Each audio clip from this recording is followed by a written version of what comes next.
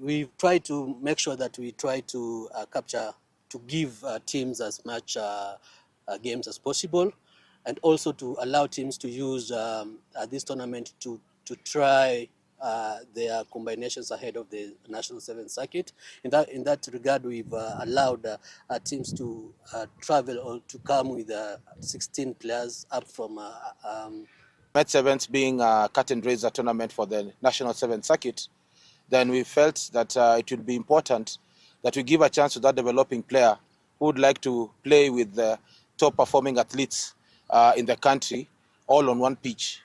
And therefore, that was the vision behind it. And right now, it's morphed into